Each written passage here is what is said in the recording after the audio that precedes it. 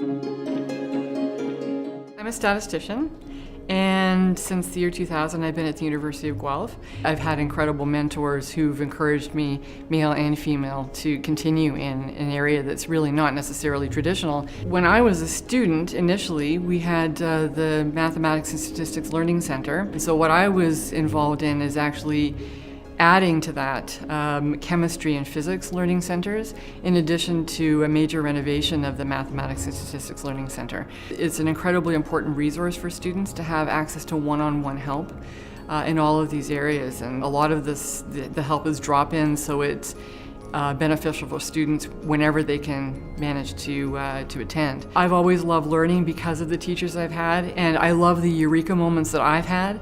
And I think it's as much fun, if maybe not more fun, to watch other people have eureka moments. Well, I've always had a passion working with children, and I always wanted to be a pediatric nurse from a very early age. My specialty was working with children with chronic illnesses and their families. Certainly working with the youth legacy, and that's where we are working with children who have lost a parent or a close grandparent. And it was my favorite day of the whole year, was just working with, spending a day with these children in various activities as they work through grief. I just remember one little boy that had been working with, a little 4-year-old whose father was dying and died during the time I was working with him. And a few months later, I was somewhere in the community, and all of a sudden I heard, "Isabel," and this child ran across the room and jumped in my arms and just about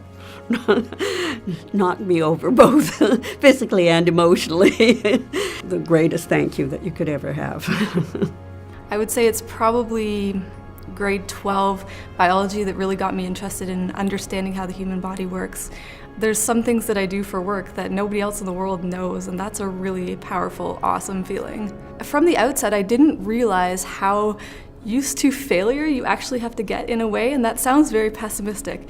But what I mean by that is that the funding success rate right now is not very good. The number of people that are going to criticize your research is very high. So you have to kind of develop that thick skin and be okay with saying, I know that I did this work in the best way that I possibly could, and I'm okay with saying that this is the way that this is. Personally, I love to be challenged, maybe not by reviewers, but I go into my day thinking, okay, what's going to be the challenge of the day, and then I have a lot of fun trying to figure out how to solve that challenge. I started out at the University of Nairobi. There's always something new to study, so it's exciting, it's challenging. For my graduate students, you work closely with them, over a number of years, and you realize you also have an impact on how they're developing. You get a lot more out of students by being, taking your time and listening to them. We were 9 siblings in my family, and I'm the oldest. You learn how to slow down, because you always have to deal with the younger ones, and they're going to take their time. Oh, the Chroma project. This is a mentorship program that is trying to pair a mentor with an international student. They needed to talk to someone. You're asking about their program, their work, their studies, but also how they're coping, being away from home. You get to really know how they got to where they are.